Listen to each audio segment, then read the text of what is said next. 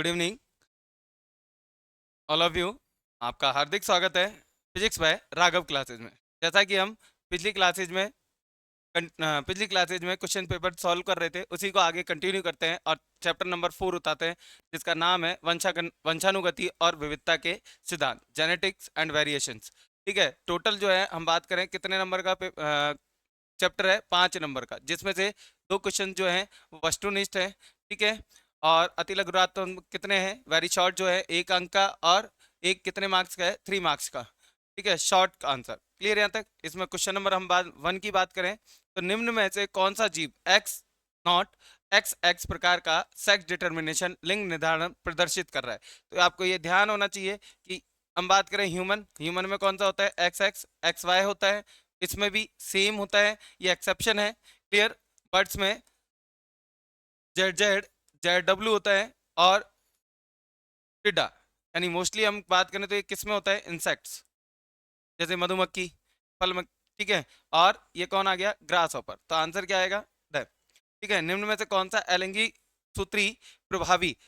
ठीक है, ये आपको ध्यान रखना है कि कौन सा एलिंगी सूत्री का मतलब क्या हो गया आपका, नॉन क्रोमोजोम। हम बात करें, एक तो होते हैं सेक्स क्रोमोजोम और एक होते हैं ऑटोसोमल। हम बात करें तो ऑटोसोमल, किसकी बात करें, ऑटोसोमल डोमिनेंट कौन सा है, तो ये थोड़ा सा आपको ध्यान रखना है। ठीक है, फिनाइल कीटोन्यूरिया जो है वो आपका कैसा है तो ऑटोसोमल, कैसा है, बट कैसा है, डोमिन रिसेसिव है, कैसा है, अप्रभावी है, कैसा है, अप्रभावी। और यहाँ आपसे पूछा क्या गया है, प्रभावी, ऑटोसोमल डोमिनेंट। आपका हम बात करें सिकल सेल एनीमिया, ये भी कैसा है आपका, अप्रभावी है। सिस्टिक फाइब्रोसा जो है वो आपका कैसा है, प्रभावी है। ठीक है, तो आंसर क्या होगा इसका से। ठीक है, और ये भी कैसा है, अप्रभावी है। क्लियर यहाँ तक।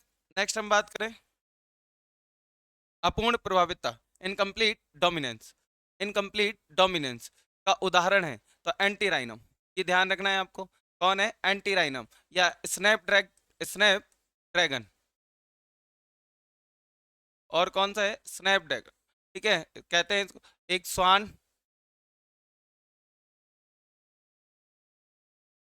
स्वान पुष्प भी कहते हैं इसको, क्या कहते हैं, स्वान पुष्प। ठीक है, एंटीराइनम जो है वो किसका है, इनकम्प्लीट डोमिनेंस का एग्जांपल, इनकम्प्लीट डोमिनेंस।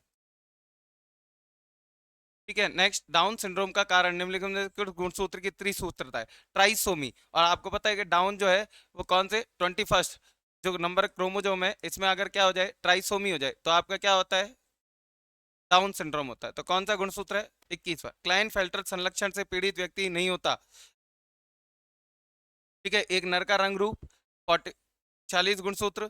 ठीक है, लघु वृषण और गाइनेकोमेस्टिया, ये तीनों कैरेक्टर जो हैं वो किसके हैं, क्लाइन फेल्टर, ये नहीं होता। गुणसूत्र के नंबर क्या हो जाते हैं, बढ़ जाते हैं, क्या हो जाते हैं, 46 ना होकर क्या हो जाते हैं, 47 हो सकता है, 48 हो सकता है, 49 हो सकता है। क्लियर यहाँ तक।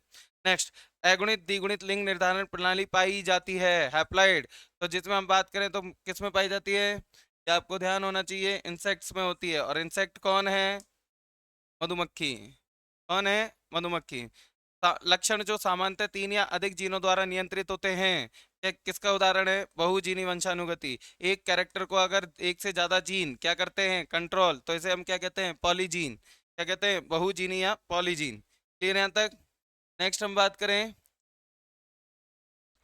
फिनाइल कीटोन्यूरिया व्याधि किसका उदाहरण है, तो देखो इसका एग्जाम्पल कौन कौन से ऑप्शन दे रखे हैं अपने को, सहप्रभा सहप्रभावितता का, बहुप्रभावितता का, अपूर्ण प्रभावितता का, और डाउन सिंड्रोम। ये नहीं है, ये भी नहीं है, कौन सा आंसर है, बहुप्रभावितता का। ठीक है, मल्टीपल डोमिनेंस, ये ध्यान रखना है आपको। बहुजीनी पॉलीजीन की बात करें तो पर्यावरण के प्रभाव का उदाहरण है, मानव में त्वचा का रंग, डाउन सिंड्रोम, फेनिल कीटोन्यूरिया या फेनिल कीटोमेय रोग, क्लाइन फेल्टर सिंड्रोम। ये तीनों ना होकर कौन सा है, त्वचा का रंग। क्लियर। शब्द जीनोटाइप किसने दिया, तो जॉनसन ने दिया था, ये ध्यान रखना। जीन वर्ड भी किसने दिया था, जॉनसन ने दिया था। किसने दिया था, जीन ने। अब नेक्स्ट हम बात करें तो अगला क्वेश्चन क्या है, शब्द जीनोटाइप दिया, ये अपने बात के लिए अमीनो अम्ल का उपापचय से संबंधित रोग है, अमीनो अम्ल। तो हम बात करें तो देखो इसमें भी अमीनो अम्ल का होता है अल्केप्टोन्यूरिया और एल्बिनिज्म, यानी ये त्वचा से रिलेटेड है। त्वचा का जो कलर है वो कैसा हो जाता है, चितकबरे टाइप का हो जाता है। ठीक है। नेक्स्ट हम बात करें डाउन सिंड्रोम अतिरिक्त, अभी बात कर रहे थे क्या हो जाती है, ट्राइसोमी हो जाती है। तो किसने बताया था, तो डाउन डाउन जो है लैंगडन डाउन, किसने डाला था बताया था, लैंगडन डाउन ने बताया था। Clear, GL down. क्लियर यहाँ तक। इसका ऑप्शन क्या रहेगा ए 1900 में 3 बायोलॉजिस्ट थे जिन्होंने इसके क्या की थी, रीडिस्कवरी की थी मेंडल के नियमों की। कौन थे, देखो, डिब्रीज, कॉरेंस और शेरमैक, यही है। ठीक है, हुगो डिब्रीज, कार्ल कॉरेंस और एरिक वॉन शेरमैक थे। क्लियर यहाँ तक। नेक्स्ट हम बात करें, जब साथ रहने वाले दो एलिल्स, साथ रहने वाले दोनों एलिल्स अपना प्रभाव प्रकट करते हैं तो इस घटना को क्या कहते हैं, को डोमिनेंस, सह प्रभावितता कहते हैं। क्या कहते हैं भैया, सह प्रभावितता कहते हैं। ऑप्शन देखते हैं, कौन से प्रभावितता, सह प्रभावितता, बहु प्रभावितता, अपूर्ण। सह प्रभावितता कहते हैं। मेंडल के नियम का अपवाद है स्वतंत्र ये नियम है खुद, law of independent assortment, law of segregation ये भी नहीं है, क्रोमोसोमल थ्योरी ये भी नहीं है, कौन है, लिंकेज। ठीक है। बिंदु उत्परिवर्तन में क्या अंतर्निहित होता है, तो एकल क्षार युग्म परिवर्तन होता है। एक सिंगल क्षार में अगर म्यूटेशन होता है तो वो क्या, किसको, पॉइंट म्यूटेशन को शो ऑफ करता है। पिता का रक्त समूह ए बी है और माता का क्या है, ओ है, तो इसके बच्चों में कौन सा रक्त समूह होने की संभावना है। तो हम बात करें, देखो, पिता का रंग रक्त क्या है, ए है, ए बी है। ठीक है। देखो, ये फादर, क्या संभावना है, और ये मदर, फादर का क्या है, ए और बी, इसका मदर का क्या है, ओ। ठीक है। तो हम इसको कैसे डिनोट कर सकते हैं, या आप थोड़ा सा चेक करते हैं। हम हमेशा आई ए आई बी, और यहाँ कौन सा हो जाएगा, आई नॉट आई नॉट। गैमिट बनाओ, क्या बनेगा, आई ए आई बी, और ये क्या बनेगा, आई नॉट। क्या बनेगा इससे, देखो, आई ए आई नॉट, और इससे क्या बनेगा, आई बी और आई नॉट। क्या, इसका ब्लड ग्रुप क्या हुआ, ए, और इसका क्या हुआ, बी। क्लियर यहाँ तक। तो ऑप्शन की हम बात करें,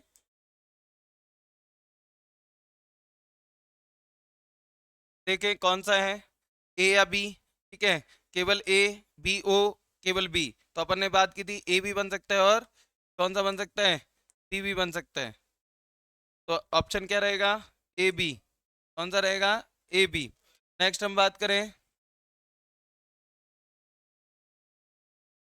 एक हीमोग्लोफीलिया ग्रस्त पुरुष की शादी एक सामान्य स्त्री से होती है तो उसके पुत्रों में हीमोफीलिया ग्रस्त होने की संभावना कितनी है, तो 0% होगी। क्यों रहेगी, क्योंकि हमेशा कैरियर कौन करती है, कैरियर कौन होती है, वाहक कौन होती है, स्त्री होती है। ठीक है। अगर हम बात करें हीमोफीलिया ग्रस्त पुरुष की शादी एक सामान्य स्त्री से होती है तो उसके पुत्रों में तो हमेशा मादा या फीमेल ही है जो क्या करती है, नेक्स्ट जनरेशन में क्या करती है, हीमोफीलिया के जो रिसेसिव जीन है, अप्रभावी जीन है, उसको क्या करती है, वन जनरेशन टू अनदर, एक पीढ़ी से दूसरी पीढ़ी में स्थानांतरित। पादप जिसका जीनोटाइप क्या है, ए बी बी सी सी है, उसके कितने प्रकार के युग्मक बनेंगे, तो देखो, देखते हैं कितने प्रकार के युग्मक बनेंगे। कौन सा दे रखा है, ए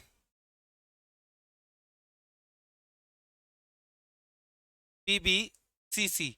आपको पता है कि इसका फॉर्मूला क्या है, 2 की पावर n, क्या है, 2 की पावर, और n क्या है, n है number of heterozygous condition, number of heterozygous विषम युग्मकों की संख्या, विषम युग्मकों की संख्या, हेट्रोजाइगस कंडीशन कितनी है, हेट्रोजाइगस, तो 2 की पावर n की वैल्यू कितनी है यहाँ, 1, केवल हेट्रोजाइगस ही है, ये भी होमोजाइगस है और ये भी होमोजाइगस है। तो हम बात करें तो कितने, 2 की पावर 1 बराबर कितने बनेंगे, 2 बनेंगे। कैसे बनेंगे, देखो, ए, फिर इससे क्या बन गया, बी, स्मॉल बी, फिर इससे क्या बन गया, सी और सी। तो क्या बन गया ये, देखो, ए बी सी, और क्या बन गया इससे, ए बी और सी बन गया। क्लियर यहाँ तक। तो कितने बनेंगे इससे, 2 बनेंगे। कितने बनेंगे, 2। ऑप्शन क्या है, 2 है। क्लियर यहाँ तक, 2 बनेंगे। क्लियर। नेक्स्ट हम बात करें तो देखो अगले क्वेश्चंस क्या हैं आपके, अति लघुत्रात्मक क्वेश्चंस। ठीक है।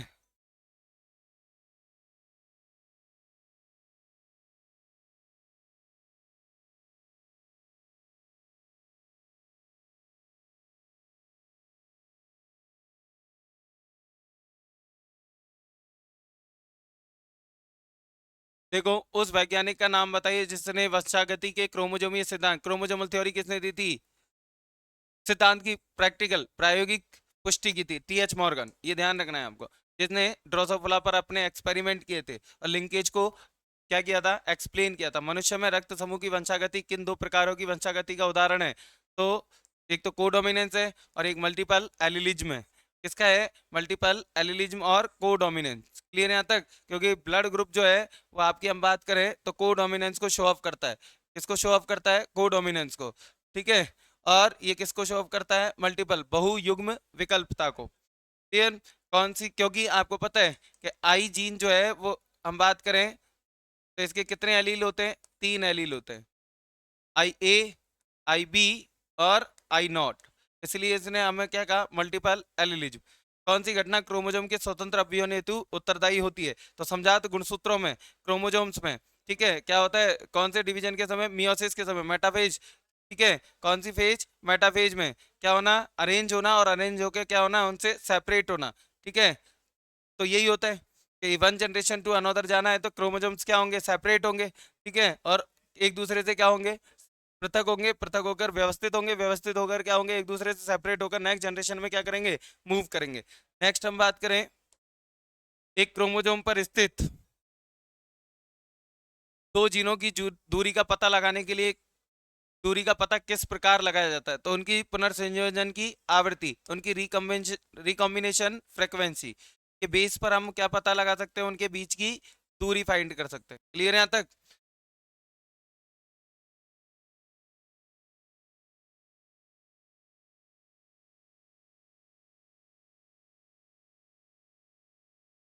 जैसा देखो दे भी रखा है आवृत्ति के आधार पर, और कम आवृत्ति अगर होगी तो जीन कैसे होंगे, पास पास होंगे।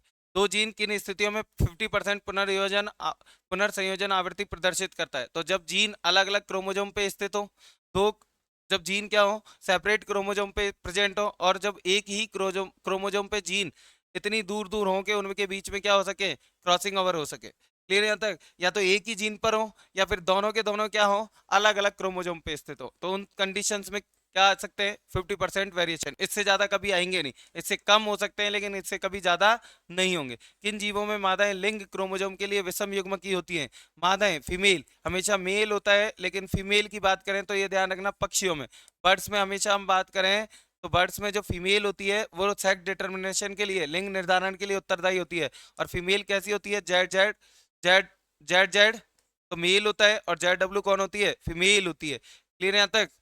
नेक्स्ट हम बात करें,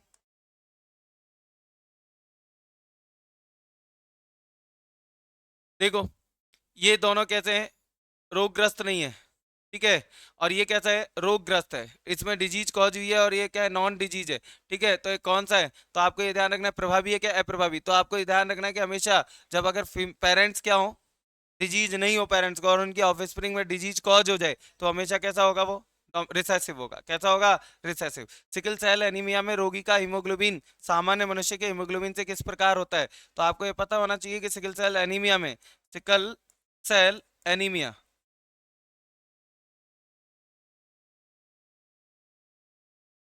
इसमें हमेशा बात करें तो 6 पोजीशन पर कौन होता है, ग्लूटामिक एसिड होता है। क्या होता है, ग्लूटामिक। लेकिन अगर इसकी बात करें ग्लूटामिक ग्लूटामिक एसिड का रिप्लेसमेंट किससे हो जाए, वैलीन से हो जाए, किससे हो जाए, वैलीन से हो जाए, तो ये क्या, कौन सी डिजीज कॉज होती है, sickle cell anaemia.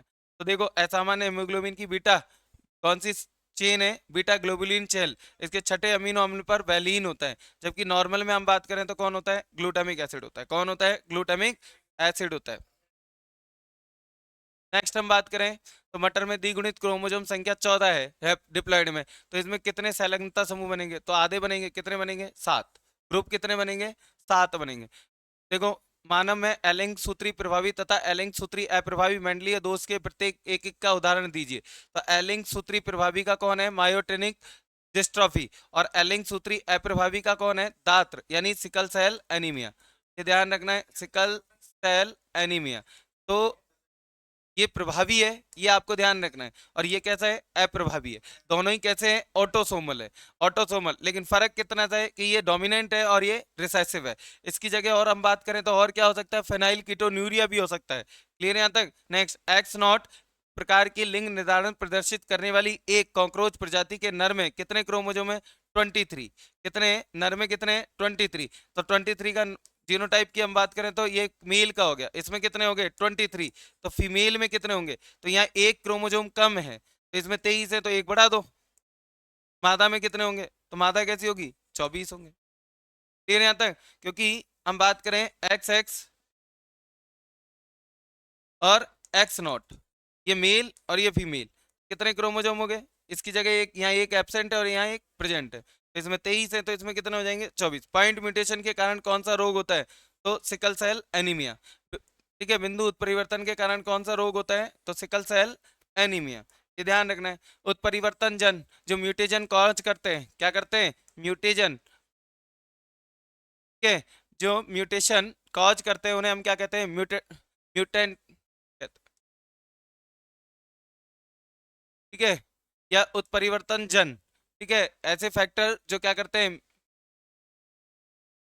म्यूटेजन mutation cause करते हैं, वो सारे क्या कहलाते हैं, उत्परिवर्तन जन। कोई भी हो सकता है, फिजिकल भी हो सकता है, केमिकल भी हो सकता है। उसकी जेनेटिक पदार्थ डीएनए या उसके जीन या क्रोमोजोम में क्या होते हैं, चेंज कर दें। ठीक है, उसके टाइप को क्या कर दें, चेंज कर दें। ठीक है, तो वो क्या कहलाते हैं, कोई भी फैक्टर हो सकता है, जैसे यूवी रेज हो सकती है, ठीक है, रेडियो एक्टिव सब्सटेंसेज हो सकते हैं, कोई केमिकल हो सकता है जिसकी वजह से किसी भी ऑर्गेनिज्म का क्या हो जाए, डीएनए जो है या आनुवांशिक पदार्थ जेनेटिक मटेरियल चेंज हो जाए, तो वो क्या कहलाता है, आपका उत्परिवर्तन कहलाता है। और वो कॉज करने वाले क्या कहलाते हैं, उत्परिवर्तन जन कहते हैं। क्या कहते हैं, उत्परिवर्तन जन कहते हैं। क्लियर है यहाँ तक। नेक्स्ट हम बात करते, अगला क्वेश्चन, नर मधु उत्पन्न कर देते हैं।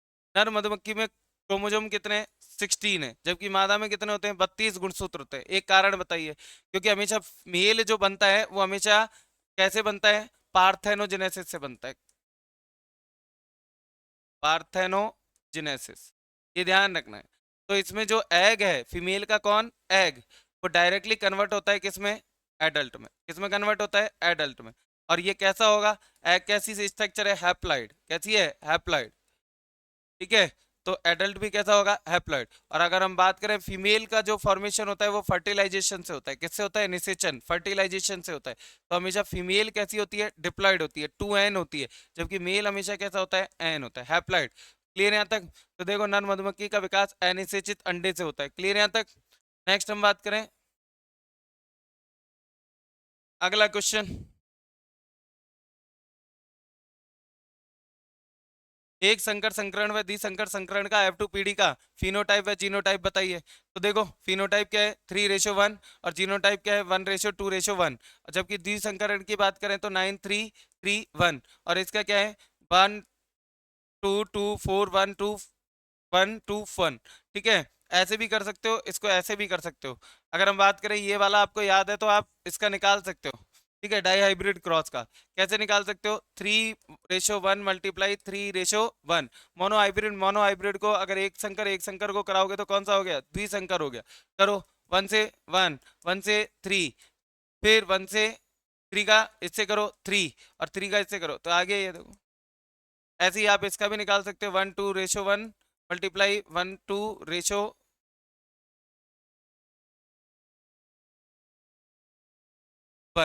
इससे निकल के कौन सा आ जाएगा, ये वाला आ जाएगा। नेक्स्ट, एक संकर व द्विसंकर टेस्ट क्रॉस के लिए जीनोटाइप व फिनोटाइप का अनुपात लिखिए।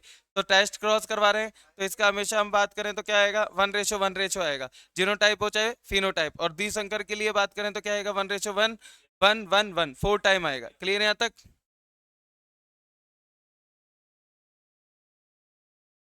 सैलंगता व पुनर्योगा शब्द किसने दिया था, मॉर्गन ने दिया था। ठीक है, एक्स बॉडी नाम किसने दिया, हैकिंग, ये ध्यान रखना। क्लियर। फिनाइल कीटो में व्याधि किस एंजाइम के लिए उत्तरदायी जीन में उत्परिवर्तन के कारण होता है।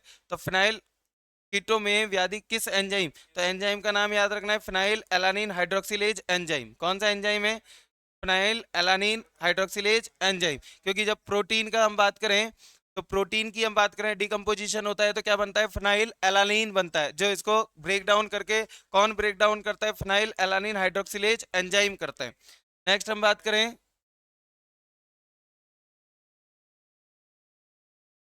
एक संकर संकरण क्या है, एक संकर संकरण का उपयोग करते हुए प्रभाविता पृथक्करण के नियमों का। तो देखो, एक संकर में हम बात करें, जब एक कैरेक्टर, वन कैरेक्टर, इसकी वन कैरेक्टर की इनहेरिटेंस, वंशानुगति का अध्ययन करते हैं, एक समय में एक जीन की वंशानुगति का क्या करते हैं, अध्ययन करते हैं, तो ऐसे क्रॉस को हम क्या कहते हैं, मोनोहाइब्रिड क्रॉस कहते हैं। एक संकर, एक संकर क्रॉस ऐसा क्रॉस है जिसमें एक समय में एक जीन के दो विपर्यासी विभेदकों, यानी दो अलग अलग एलील्स की क्या करते हैं, हेरिडिटी का स्टडी करते हैं, तो वो क्या कहलाता है, मोनोहाइब्रिड। इसके बेस पर मेंडल ने कितने लॉ दिए, दो, लॉ ऑफ डोमिनेंस और लॉ ऑफ सेग्रीगेशन। ठीक है, तो देखो लॉ ऑफ डोमिनेंस क्या कहते हैं, कि लॉ ऑफ डोमिनेंस आपका ये कहता है कि अगर कोई, मान लो ये मेल और ये फीमेल, ठीक है, टीटी और ये स्मॉल टीटी, ठीक है, मियोसिस करवाओ, गैमीट फॉर्म करो, ठीक है, तो कैपिटल टी और स्मॉल टी, ये दोनों का क्रॉस हुआ, फर्टिलाइजेशन हुआ, ठीक है, तो ये आपका क्या हो गया, कैपिटल टी और स्मॉल टी। ये जो जनरेशन आई वो कौन सी आई, F1 जनरेशन। और प्लांट जो जनरेट हुए वो कौन से हुए, हाइब्रिड लॉन्ग, कौन से हुए, हाइब्रिड लॉन्ग हुए, ठीक है, संकर लंबे। क्लियर। तो जो कैरेक्टर F1 जनरेशन में क्या होता है, अपीयर होता है, क्या होता है, प्रकट होता है, क्या कहते हैं उसको, डोमिनेंट कहते हैं, क्या कहते हैं, डोमिनेंट, प्रभावी कहते हैं। और जो डिसअपियर होता है, क्या होता है, डिसअपियर, ठीक है, उसको हम क्या कहते हैं, अप्रभावी, रिसेसिव कहते हैं। तो ये ध्यान रखना है, क्या कहते हैं, रिसेसिव कैरेक्टर कहते हैं। तो जो कैरेक्टर F1 जनरेशन में अपने आप को क्या करता है, अपीयर करता है, प्रकट करता है, वो प्रभावी, और जो है अपने आप को प्रकट नहीं कर पाता या डिसअपियर होता है, तो वो क्या कहलाता है, अप्रभावी कहलाता है। क्लियर है यहाँ तक। तो किसी भी प्रभावी कैरेक्टर की प्रेजेंस में अप्रभावी जो है वो अपने आप को रिप्रेजेंट नहीं करता, इसी को हम क्या कहते हैं, लॉ ऑफ डोमिनेंस कहते हैं। क्या कहते हैं, लॉ ऑफ डोमिनेंस। देखो, शुद्ध प्रजननी जनकों का चयन, मटर के पौधों की लंबाई के लक्षण के दो विभेदों को लंबा और बौना, अभी अपन ने चयन किया, इनके बीच क्या करवाया, संकरण करवाया। तो एफ वन जनरेशन की हम बात करें का पीढ़ी, तो F1 जनरेशन में पौधों के स्वपरागण से F2 पीढ़ी का क्या होता है, निर्माण होता है। लंबाई को टी तथा बौनेपन के लिए स्मॉल टी, ये क्या हो गए, ट्रेड्स हो गए, ठीक है, इनसे हम क्या करते हैं, इसको रिप्रेजेंट करते हैं। देखो,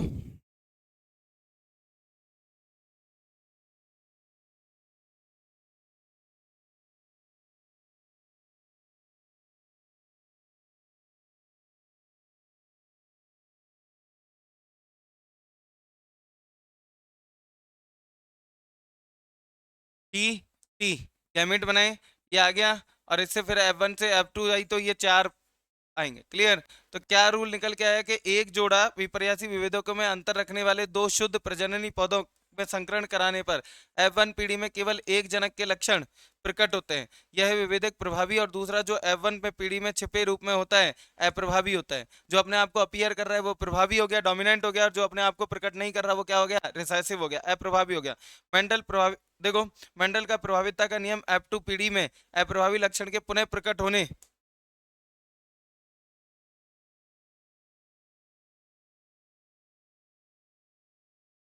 पुनः प्रकट होने का भी व्याख्या करता है तथा कारकों के बीच विच्छिन्न प्रकृति स्पष्ट करता है। क्लियर यहाँ तक। दूसरा है विसंयोजन। तो देखो, अगला हम बात करें, तो अपन ने अभी थोड़ी देर पहले बात की थी कि लॉन्ग लॉन्ग प्योर लॉन्ग और इसका क्रॉस प्योर डॉर्फ।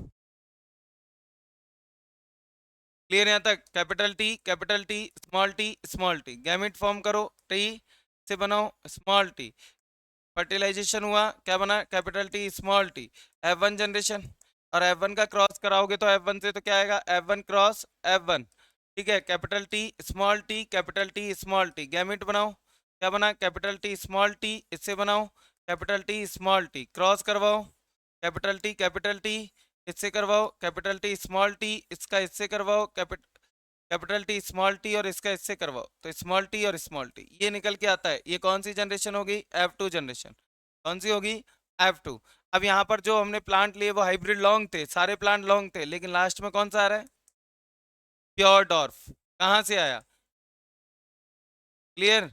तो इसी को समझाने के लिए मेंडल ने सेकंड लॉ दिया, लॉ ऑफ सेग्रीगेशन। तो उसने ये कहता है कि भैया लॉ ऑफ सेग्रीगेशन कि जब हम बात करें गैमीट फॉर्मेशन होता है तो दोनों ट्रेट एक दूसरे से क्या हो जाते हैं, सेपरेट हो जाते हैं, और सेपरेट होकर एक दूसरे को बिना इफेक्ट किए नेक्स्ट जनरेशन में क्या होते हैं, सेपरेटली मूव होते हैं, एक दूसरे से अलग अलग होकर सेपरेटली क्या करते हैं, ट्रांसमिट होते हैं। इसीलिए इसको हमने क्या नाम दिया, लॉ ऑफ सेग्रीगेशन, पृथक्करण का नियम। ठीक है,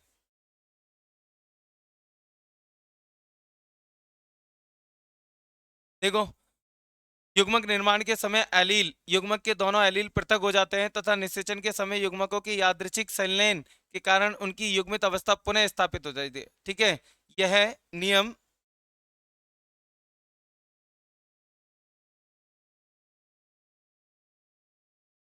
यह नियम इस तथ्य की भी पुष्टि करता है कि एलील किसी भी अवस्था में सहमिश्र नहीं बनाते, आपस में एक दूसरे के साथ मिक्स नहीं होते। सहमिश्र वंशानुगति के इस नियम द्वारा अस्वीकृत कर दिया जा सकता है। युग्मक बनते समय चूंकि युग्मक प्रत्येक जीन का केवल एक ही एलील प्राप्त करते हैं, अतः युग्मक किसी भी विशेषक के लिए शुद्ध होते हैं। इस कारण पृथक्करण के नियम को युग्मकों की शुद्धता का नियम भी कहते हैं, क्योंकि अपने एक साथ रहकर भी एक दूसरे से मिक्स नहीं होते और अपने अपने कैरेक्टर के लिए क्या होते हैं, प्योर होते हैं। क्लियर यहाँ तक। नेक्स्ट जनरेशन में उसे प्योरली यानी शुद्ध रूप से क्या करते हैं, प्रकट करते हैं। क्लियर, नेक्स्ट आ जाओ, मेंडेलियन विकार क्या है। ठीक है, और प्रमुख मेंडेलियन विकारों को समझाइए। देखो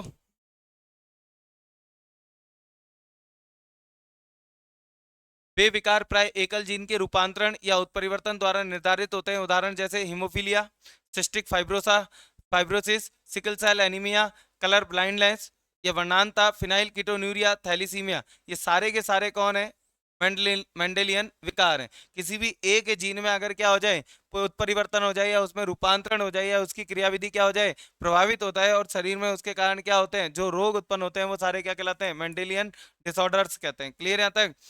ठीक है, ये कैसे हो सकते हैं, डोमिनेंट भी हो सकते हैं, रिसेसिव भी हो सकते हैं। जैसे मायोटेनिक डिस्ट्रॉफी, एलिंग गुणसूत्र पर हम बात करें कैसा हो गया, इफेक्ट डोमिनेंट हो गया। ये कैसा हो गया, अप्रभावी हो गया। हीमोफीलिया कैसा हो गया, अप्रभावी हो गया। क्लियर यहाँ तक। अब देखो पहला दे रखा है हीमोफीलिया, तो हीमोफीलिया इस रोग में कहाँ होता है, सेक्स क्रोमोसोम एक्स पर। इसका जीन कैसा होता है, ये रिसेसिव होता है। ठीक है, इसकी उपस्थिति के कारण होता है। इस रोग से ग्रसित व्यक्ति में रक्त का क्या नहीं बनता, क्लॉट नहीं बन पाता। ठीक है, और फीमेल हमेशा इसमें कैरियर का क्या करती है, काम करती है। क्लियर यहाँ तक। नेक्स्ट अगला क्या दे रखा है, सिकल सेल एनीमिया। तो अपन ने बात की थी कि क्रोमोसोम नंबर कौन सा है, 11, इसकी चेन कौन सी है, बीटा ग्लोबुलिन। इसके 6 कोडोन पर हम बात करें जीएजी होता है, इसके स्थान पर कौन आ जाता है, जीयूजी। जीएजी हमेशा किसको बनाता है, ग्लूटामिक एसिड को बनाता है। किसको बनाता है, ग्लूटामिक एसिड को। जबकि जीयूजी किसको बनाता है, हमेशा वैलिन को फॉर्म करता है। किसको बनाता है, वैलिन को। तो इसके कारण बीटा ग्लोबुलिन श्रृंखला की छठी स्थिति में ग्लूटामिक अम्ल के स्थान पर क्या आ जाता है, वैलीन आ जाता है। क्या आ जाता है, वैलीन। क्लियर यहाँ तक। और इससे आरबीसी कैसी हो जाती है, दांतली के आकार की, हंसिया के आकार की हो जाती है। क्लियर, जिसके कारण उसकी हीमोग्लोबिन कैपेसिटी हम बात करें या हीमोग्लोबिन की मात्रा क्या हो जाती है, कम, और उसकी ट्रांसपोर्टेशन कैपेसिटी क्या हो जाती है, कम हो जाती है, वह छोटी होती जाती है, तथा इनका जमाव होने लगता है और उत्तकों में ऑक्सीजन का क्या नहीं कर पाती, ट्रांसपोर्टेशन, और लास्ट में उसकी क्या हो जाती है, डेथ। फिनाइल कीटोन्यूरिया कौन से गुणसूत्र पर, 12 नंबर के। ठीक है, इसमें अगर कोई क्या हो गया, म्यूटेशन हो गया, क्या हो गया, म्यूटेशन। म्यूटेशन होने के कारण कौन सा नहीं बनेगा, फिनाइल एनालेज या एलानिन हाइड्रोक्सिलेज एंजाइम का फॉर्मेशन नहीं होगा। क्लियर यहाँ तक। उत्पन्न एलिंग गुणसूत्री अप्रभावी रोग है, यह नवजात शिशु में पाई जाने वाली जन्मजात उपापचयी विकृति है। इस रोग में फिनाइल एलानिन हाइड्रोक्सिलेज एंजाइम नहीं बन पाता है। इसके कारण फिनाइल एलानिन को टायरोसिन में कन्वर्जेशन नहीं होता, जिसके कारण यह रोग फिनाइल एलानिन जो है टायरोसिन में नहीं बदलता, और मस्तिष्क व मेरुदंड में फिनाइल एलानिन के अधिक जमाव के कारण क्या आ जाती है, मानसिक अवरुद्धता। ठीक है, या वीकनेस जनरेट हो जाती है। क्लियर यहाँ तक। जिससे बच्चा जो है वो कैसा हो जाता है, मंद बुद्धि हो जाता है। अगला आ जाओ, कलर ब्लाइंडनेस। यह एक क्या है, सेक्स लिंक्ड जेनेटिक डिजीज है। क्लियर। लिंग संलग्न आनुवांशिकी रोग है। इस रोग में व्यक्ति क्या करता है, अलग अलग, मोस्टली कौन से रंग, रेड, ब्लू, ग्रीन, ठीक है। तो ये ध्यान रखना है आपको, इनकी आइडेंटिफिकेशन नहीं कर पाता है। क्लियर। लाल हरी वर्णांता और नीली वर्णांता। क्लियर। यहाँ तक स्त्रियां इसकी क्या होती है, कैरियर होती है वाघ, जबकि पुरुष रोगी में, क्योंकि इसमें केवल कौन सा होता है, और इसका जीन भी किस पे होता है, एक्स क्रोमोसोम पे होता है। किस पे होता है, एक्स पर। मानव में लिंग निर्धारण की प्रक्रिया को उचित आरेख द्वारा समझाइए। Sex determinant, very very important question, इस चैप्टर से सबसे ज्यादा आने के चांसेज हैं इसके। मानव में लिंग निर्धारण, ठीक है, तो कौन सा मेथड यूज होता है ह्यूमन में, एक्स एक्स एक्स वाई, ठीक है, जिसमें आपको पता है कि एक्स एक्स कौन है, फीमेल है, क्या है, फीमेल है। और फीमेल कैसी होती है, होमोजाइगस होती है। कैसी होती है, होमोजाइगस, समयुग्मकी होती है, ठीक है। और मेल कैसा होता है, एक्स वाई होता है, हेट्रोजाइगस होता है। कैसा होता है, हेट्रोजाइगस,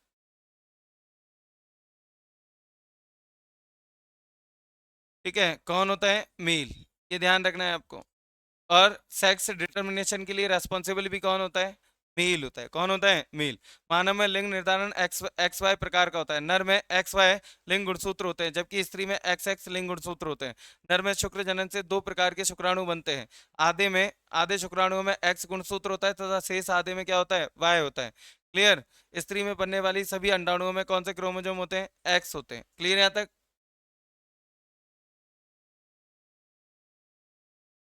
ठीक है। शुक्राणु का अंडाणु से निषेचन होता है और युग्मनज बनता है एक्स एक्स। तो स्त्री में होता है, यदि वाई गुणसूत्र युक्त शुक्राणु अंडाणु से निषेचित करता है तो क्या बनता है, एक्स वाई।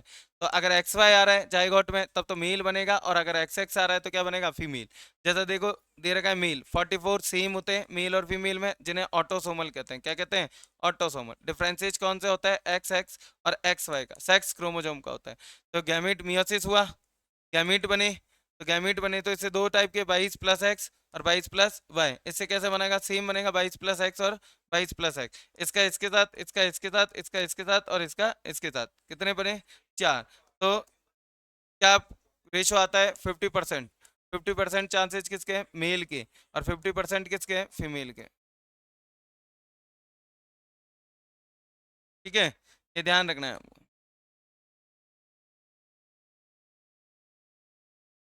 पक्षियों में किस प्रकार का लिंग निर्धारण पाया जाता है, तो आपको पता होना चाहिए, अपन ने बात की थी, कैसा होता है, जेड जेड जेड डब्ल्यू प्रकार का। ठीक है, इसमें मेल ये होता है और फीमेल ये होती है। तो इसमें हम बात करें तो फीमेल जो है वो क्या होती है, हेट्रोजाइगस, विषम युग्म की होती है, और क्या करती है, सेक्स डिटर्मिनेशन का काम करती है। क्योंकि मेल कैसा होता है, होमोजाइगस होता है। कैसा होता है, होमोजाइगस होता है। फिर यहाँ तक। जबकि हमारी बात करें ह्यूमन की, तो मेल जो है वो हेट्रोजाइगस होता है और फीमेल कैसा होता है, होमोजाइगस होती है। मधुमक्खी में लिंग निर्धारण को उचित आरेख द्वारा, पक्षियों में कौन सी विधि है, जेड जेड जेड डब्ल्यू प्रकार का लिंग निर्धारण होता है। मधुमक्खी में बात करें तो मधुमक्खी में कौन सी होती है, ये अभी आपने थोड़ी देर पहले थी, एक्स एक्स एक्स नॉट। ठीक है, ये सेमी जाइगस हो गया। और सेमी जाइगस कौन होता है, यहाँ मेल होता है। कौन होता है, मेल। और ये एक्स एक्स एक्स कौन होगी, फीमेल। और ये कैसी होगी, होमोजाइगस। कैसी होगी, होमोजाइगस। देखो, मधुमक्खी में अगुणित, द्विगुणित लिंग निर्धारण प्रणाली पाई जाती है। तो ये अगुणित हो गया, सेमी जाइगस। ये मेल हो गया, तो ये कैसा हो गया, अगुणित, हैप्लॉइड हो गया। कैसा हो गया, हैप्लॉइड। और ये फीमेल कैसी होगी, डिप्लॉइड होगी।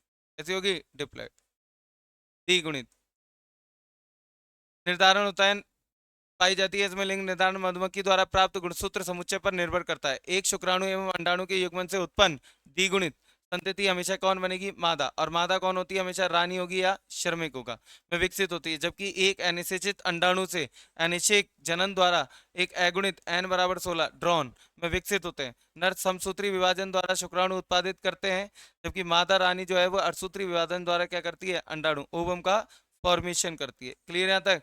जैसा हम बात करें, देखो इसका आरेख भी दिया हुआ है।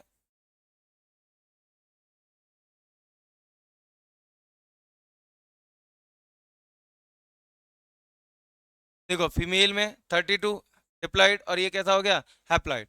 ठीक है, इसमें मियोसिस हुआ, कितने आगे, 16 16। इसमें क्या हुआ, माइटोसिस हुआ समसूत्री with 16, ठीक है। और ये क्या आ जाएगा, इधर क्या बना 32, इससे भी करवाया तो क्या बना 32, हमेशा किसका बनेगा, कौन फॉर्म होगी फर्टिलाइजेशन से, फीमेल, कौन होगी, फीमेल। फिर यहाँ तक ये आपको ध्यान रखना है। अब फीमेल में या तो क्या होगी, क्वीन होगी, या कौन होंगे, वर्कर्स होंगे,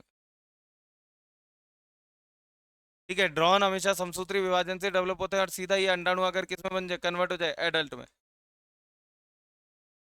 क्लियर यहाँ तक, नेक्स्ट आ जाओ।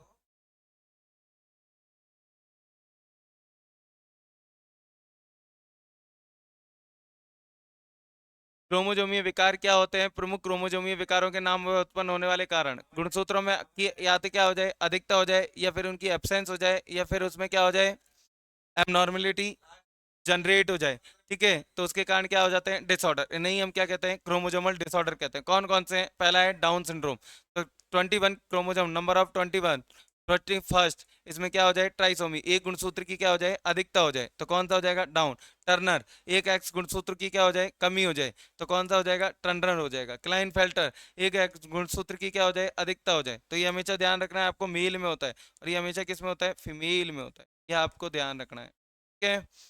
नेक्स्ट आ जाओ, द्विसंकर संकरण किसे कहते हैं, ठीक है। द्विसंकर संकरण के आधार पर स्वतंत्र अवयवन के नियम का आरेख द्वारा समझाइए।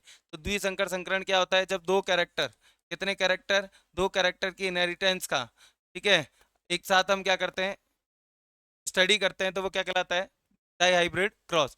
देखो जब मेंडल को एक युग्म विकल्पी लक्षणों के क्रॉस, अर्थात एक संकर क्रॉस या एक गुण वंशानुगति में सफलता प्राप्त हो गई, तो उसने दो युग्म विकल्पी कितने ले लिए, दो एलिल्स या दो कैरेक्टर को लेकर एक साथ क्या किया, उसका अध्ययन किया, तो इसे हम क्या कहते हैं, डाई हाइब्रिड क्रॉस कहते हैं। क्या कहते हैं, डाई हाइब्रिड क्रॉस। अब इसने इसके बेस पर एक क्या दिया, रूल दिया, लॉ ऑफ इंडिपेंडेंट असॉर्टमेंट, ठीक है। तो एक से अधिक जोड़ी विपर्यासी लक्षणों की वंशानुगति एक साथ करने पर, तो प्रत्येक जोड़ी विपर्यासी लक्षण के कारक व अन्य विपर्यासी लक्षणों से प्रभावित हुए बिना, तो जब दो कैरेक्टर इसने लिए, कौन कौन से लिए, पीला और गोल बीज, ठीक है, हरा और झुर्रीदार बीज, कितने कैरेक्टर हो गए, दो। दोनों जो है, दोनों कैरेक्टर एक दूसरे के साथ बिना मिक्स हुए अगली नेक्स्ट जनरेशन में एक दूसरे की वंशानुगति को बिना प्रभावित किए अगली जनरेशन में क्या करते हैं, एक साथ गमन करते हैं। क्लियर, या उनसे अलग अलग होकर भी क्या कर सकते हैं, गमन, यानी कह सकते हो कि स्वतंत्र रूप से गमन करते हैं। अब बियोन का मतलब गमन करते हैं, अर्थात प्रत्येक लक्षण की वंशानुगति अन्य लक्षण की वंशानुगति से क्या नहीं होती, प्रभावित नहीं होती, और स्वतंत्र रूप से होती है। क्लियर यहाँ तक, इसको समझाने के लिए हम बात करें तो आपको पहले तो ये पता होना चाहिए। जैसे देखो, अपन बात करते हैं, कैसा लिया, येलो एंड राउंड, इसका क्रॉस अपन ने करवाया किसके साथ, ग्रीन, हरा और पिंकल, ठीक है। तो येलो को अपन ने कैपिटल वाई, तो होमोजाइगस कंडीशन ही होगी, कैपिटल आर ये होगी। इसके लिए हम बात करें तो small Y small I, capital small R small R, ठीक है। ये हो गया, इनका क्रॉस करवाओ तो गैमीट बनाओ, क्या बना, कैपिटल वाई कैपिटल आर, इसका बनाओ स्मॉल वाई स्मॉल आर, ठीक है। F1 जनरेशन निकालो, क्या आ गई, capital Y capital R small I, ये कौन सी जनरेशन आ गई, F1 जनरेशन, ठीक है। यहाँ पर हम बात करें तो ये कौन सा कैरेक्टर हो गया, डोमिनेंट, ये कौन सा हो गया, डोमिनेंट, ये कौन सा रिसेसिव, और ये कौन सा हो गया, रिसेसिव। तो यहाँ पर हम बात करें तो कैसा आएगा, येलो एंड राउंड।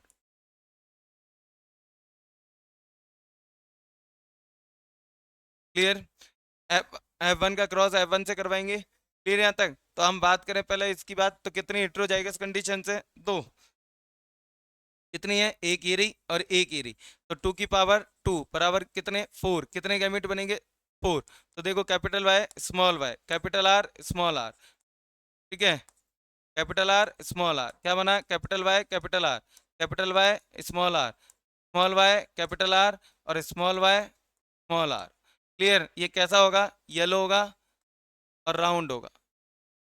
जहां भी आपको ये दिखे एक कैपिटल वाई और एक कैपिटल आर, तो येलो और राउंड, ये कैसा होगा, येलो एंड रिंकल्ड। जहां आपको एक कैपिटल वाई और एक स्मॉल आर दिखे, तो कैसा हो जाएगा वो, रिंकल्ड। ये कैसा हो जाएगा, ग्रीन एंड राउंड। जहाँ एक कैपिटल वो एक स्मॉल वाई और एक कैपिटल आर हो, और ये कैसा हो जाएगा, ग्रीन एंड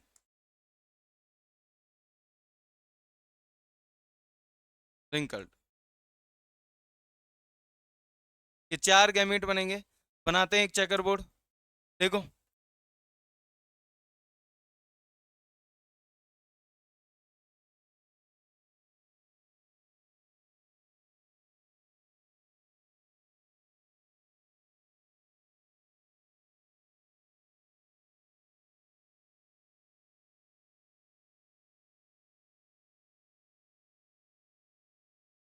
ये मेल, ये female, capital Y, small Y,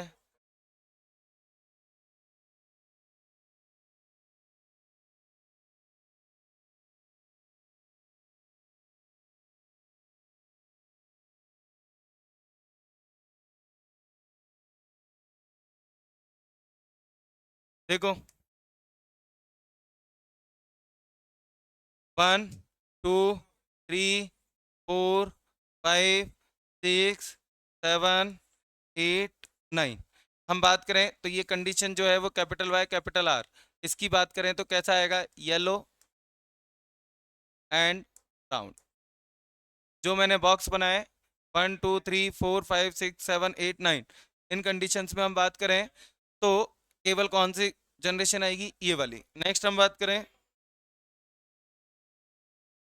अगली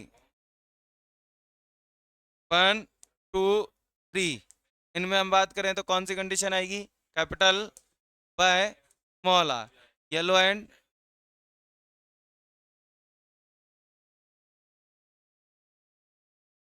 रिंकल्ड। क्लियर यहाँ तक। नेक्स्ट कंडीशन की हम बात करें,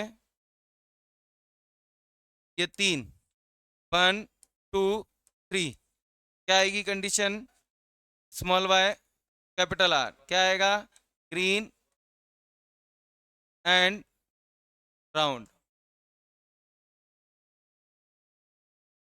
नेक्स्ट हम बात करें एक, इस कंडीशन में क्या आएगी, स्मॉल वाई स्मॉल आर, ठीक है, तो कैसे आएगा, ग्रीन एंड रिंकल्ड।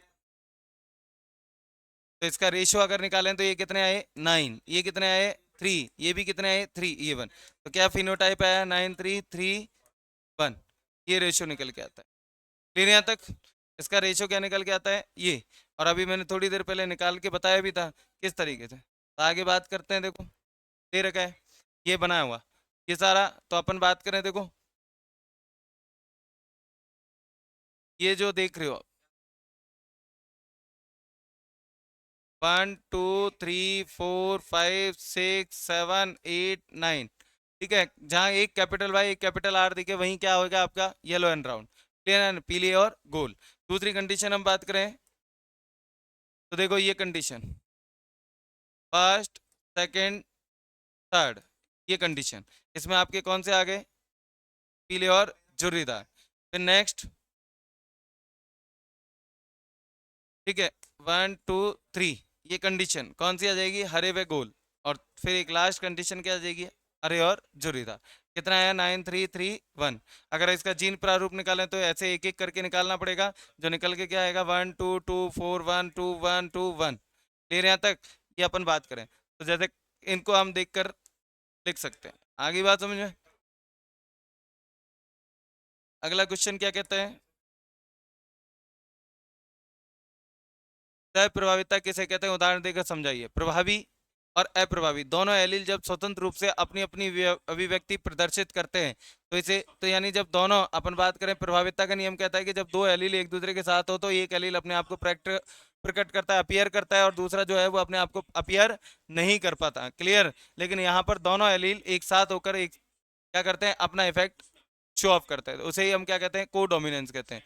ठीक है। सह प्रभाविता कहते हैं F1 पीढ़ी में प्रभावी अप्रभावी जिनों की बराबर अभिव्यक्ति होती है। उदाहरण मनुष्यों में ब्लड ग्रुप, ये ध्यान रखना। और ब्लड ग्रुप भी कौन सा, ए बी। ठीक है, कौन सा, ए बी। ठीक है। रुधिर वर्गों की वंशानुगति एक ही स्थान पर स्थित एक ही जीन के 3 विकल्पों के कारण होती है, जो कौन कौन से, आई ए, आई बी और आई नॉट। ठीक है। आई ए की उपस्थिति से ब्लड ग्रुप क्या आएगा, आई ए। आई बी की उपस्थिति से क्या आएगा, बी। और जब दोनों आ गए तो कौन सा आएगा, ए बी बनता है। क्लियर यहाँ तक। तो ए बी जो है वो आपका किसका एग्जाम्पल है, किसका एग्जाम्पल है? कोडोमिनेंस का। क्लियर यहाँ तक? नेक्स्ट हम बात करें कोडोमिनेंस। ठीक है, अब आ जाओ इनकम्प्लीट डोमिनेंस की बात करें, क्या होती है? और स्वान पुष्प डॉग फ्लावर में इसकी क्या शो ऑफ करना है? हेरिडिटी को। तो जब कोई प्रभावी लक्षण जोड़े के दूसरे लक्षण को पूरी तरह नहीं दबा पाता, यानी क्या रेशो है? 75:25। रिसेसिव अपने आप को क्या नहीं कर पा रहा? पूर्ण रूप से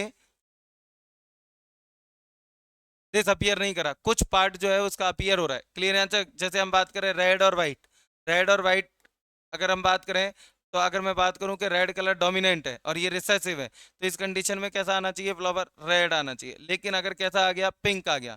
कैसा आ गया? पिंक। तो पिंक का आना किसको शो ऑफ करता है? इनकम्प्लीट डोमिनेंट को। क्लियर? किसको शो ऑफ कर रहा है? इनकम्प्लीट डोमिनेंट को।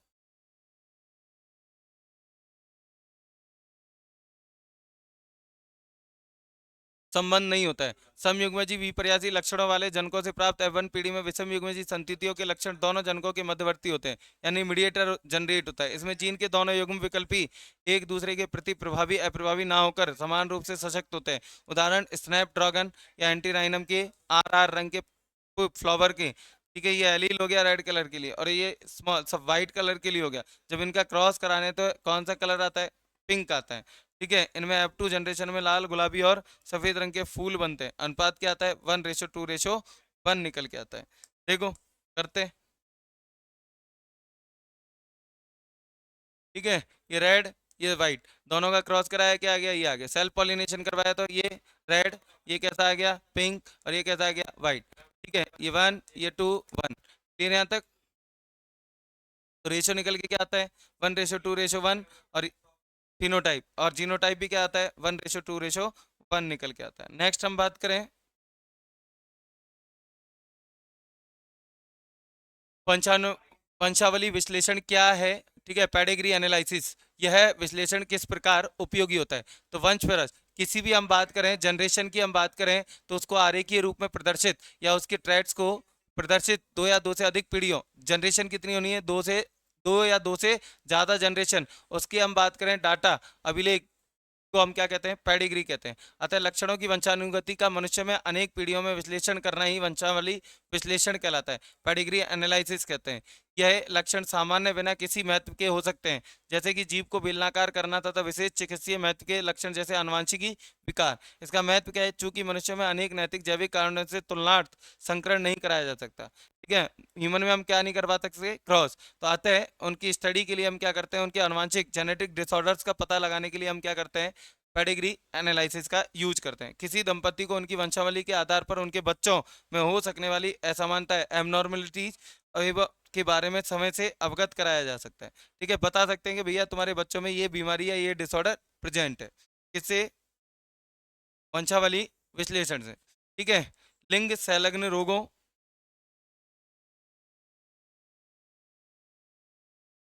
की वंशागति संबंधी हमारा ज्ञान क्या होता है? बढ़ता है। नेक्स्ट आ जाओ टेस्ट क्रॉस। परीक्षार्थ संकरण से क्या तात्पर्य है? उचित उदाहरण देकर समझाइए। क्लियर? तो बात करें बैक क्रॉस।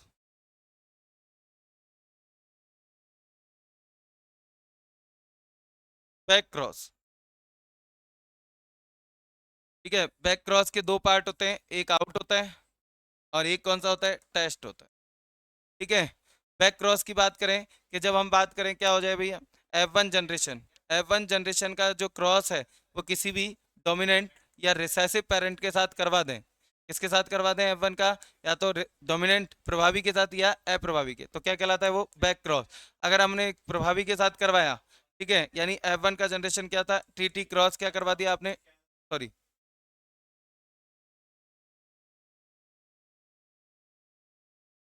ठीक है, कैपिटल टी और कैपिटल, तो क्या हो गया? Out cross. टेस्ट क्रॉस की बात करें, जब रिसेसिव के साथ करवा दो आप इसका क्रॉस, तो वो क्या कहलाएगा? टेस्ट। तो अपन कौन सा करना है? परीक्षार्थ।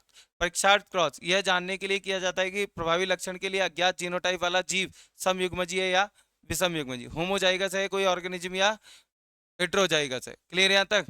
किसके लिए करते हैं? किसी भी डोमिनेंट कैरेक्टर के लिए जो किसी हम बात करें अननोन का है। ठीक है, क्रॉस कला अर्थात F2 पीढ़ी में अज्ञात जीव का संकरण अप्रभावी जनक के जीव के साथ कराया जाना परीक्षार्थ क्रॉस कहलाता है, टेस्ट क्रॉस कहलाता है। किसके साथ करवाते हैं हम? रिसेसिव पेरेंट के साथ। F1 जनरेशन परीक्षार्थ संकरण से यह पता लगाया जा सकता है कि प्रभावी जीव समयुग्मजी है या विषमयुग्मजी। इस संकरण में अज्ञात जीनोटाइप वाले जीव का समयुग्मजी अप्रभावी जनक से संकरण कराया जाता है। एक संकर प्रभावी इस प्रकार के संकरण में केवल प्रभावी जीव उत्पन्न करेगा। जैसे कैसे देखो,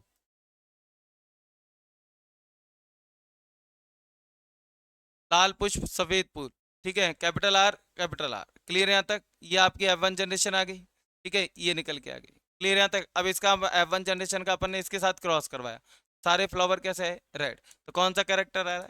डोमिनेंट। हमेशा प्रभावी कैरेक्टर डेवलप होगा, क्लियर यहाँ तक? हाइब्रिड होगा और क्लियर यहाँ तक? इसकी बात करें तो देखो कैसा आया है? हाइब्रिड लॉ, हाइब्रिड रेड, ठीक है, डोमिनेंट कैरेक्टर, और ये कैसा आया? रिसेसिव। क्लियर यहाँ तक? नेक्स्ट हम बात करें, अतः आसानी से बताया जा सकता है दिया गया प्रभावी जीव समयुग्मजीय है या विषमयुग्मजीय है। आप इसको देख के बता सकते हो कि कैसा है। क्लियर यहाँ तक? द्विसंकर परीक्षार्थ संकरण आर आर और आर में संतति 1 अनुपात की अपन बात कर चुके हैं। इसका रेशियो क्या था? ये था, में बनती है, अर्थात 4 प्रकार के जीव बनेंगे। जबकि समयुग्मजीय में कितने प्रकार? देखो आर आर वाई वाई पर एक ही प्रकार के जीव बनेंगे। क्लियर यहाँ तक? ये आपको ध्यान रखना है। अगर हेट्रोजाइगस कंडीशन है तो 4 प्रकार के, और होमोजाइगस है तो 1 प्रकार। वंशागति का क्रोमोजोम वाद क्या है? जीन व क्रोमोजोम के व्यवहार की तुलना कीजिए। तो क्रोमोजोमल थ्योरी किसने दी थी? ये आपको पता होना चाहिए, सट्टन और बेवरी ने दी थी कि क्रोमोजोम ही मेंडल के कारकों के वाहक होते हैं। कारक किसको कहा था मेंडल ने? जीन को कहा था। किसको कहा था? जीन का जो ट्रांसपोर्टेशन होता है या उनका हम बात करें इनहेरिटेंस होता है, वो किसके कारण होता है? क्रोमोजोम्स के कारण। क्रोमोजोम के युग्म बनने तथा अलग होने से कारकों का विसंयोजन व स्वतंत्र अभिवन होता है। इसे वंशागति का क्रोमोजोमवाद कहते हैं, ठीक है। ये इंपॉर्टेंट भी है, ध्यान रखना। क्रोमोजोमल थ्योरी, क्रोमोजोम और जीन के व्यवहार में तुलना। देखो जीन के युग्म विकल्पियों के समान ही गुणसूत्र भी युग्म के रूप में पाए जाते हैं तथा एक जीन के दोनों विकल्पी समजात क्रोमोजोम के समजात स्थान पर विद्यमान। किसी भी क्रोमोजोम में हम बात करें, कोई भी जीन अगर मैं कहा यह कोई जीन है तो इसी सेम क्रोमोजोम में सेम लोकेशन पे होगा। क्लियर यहाँ तक? विद्यमान होते हैं, परंतु जीन के युग्म विकल्पी एक दूसरे से स्वतंत्र और विसंयोजित होते हैं तथा एक क्रोमोजोम युग्म दूसरे से स्वतंत्र व विषय। तो इसका जो ट्रैट है वो इससे अलग होगा और इसका ट्रैट है जो इससे अलग होगा, कभी भी एक दूसरे के साथ मिक्स नहीं होते हैं। नेक्स्ट हम बात करें उत्परिवर्तन किसे कहते हैं, कितने प्रकार का होता है, उदाहरण सहित समझाइए। तो सडनली किसी भी जीव की आनुवांशिक संरचना में अचानक से होने वाला परिवर्तन क्या कहलाता है? उत्परिवर्तन। जो अगली पीढ़ी में क्या हो सकता है? ट्रांसपोर्ट हो सकता है, वंशानुगत हो सकता है। क्या हो सकता है? वंशानुगत हो सकता है, जा सकता है। तो क्या कहलाता है वो? उत्परिवर्तन कहलाता है। कितने प्रकार का होता है? मोस्टली 2 प्रकार के दे रखे हैं, एक तो पॉइंट म्यूटेशन या जीन उत्परिवर्तन। तो यदि किसी जीन की संरचना में परिवर्तन जीन की संरचना में हो, ठीक है, या फिर हम कहें कि किसी भी जीन की एकल नाइट्रोजनस बेस यानी एकल क्षार में क्या हो परिवर्तन, तो उसे बिंदु उत्परिवर्तन कहते हैं। ये ध्यान रखना, ठीक है। परिवर्तन होने से जीव के गुणों में अचानक परिवर्तन आते हैं तो इसे जीन उत्परिवर्तन। जैसे उदाहरण सिकल सेल एनीमिया। और दूसरा कौन सा है? क्रोमोजोमल। दूसरा कौन सा है? क्रोमोजोमल है। क्लियर यहाँ तक? गुणसूत्रीय उत्परिवर्तन, तो गुणसूत्रों की संख्या में क्या हो सकती है? पुनर्विन्यास, व्यवस्थित वृद्धि हो सकती है, कमी हो सकती है, ठीक है, या उनका अरेंजमेंट व्यवस्था, तीनों चीजों में क्या हो सकता है? परिवर्तन। तो उसके कारण जो रोग उत्पन्न होते हैं वो क्या कहलाते हैं? या हम बात करें कौन से विकार जो उत्पन्न होते हैं या अचानक से परिवर्तन होता है तो वो क्या कहलाते हैं? गुणसूत्रीय उत्परिवर्तन कहलाते हैं। फिर यहाँ तक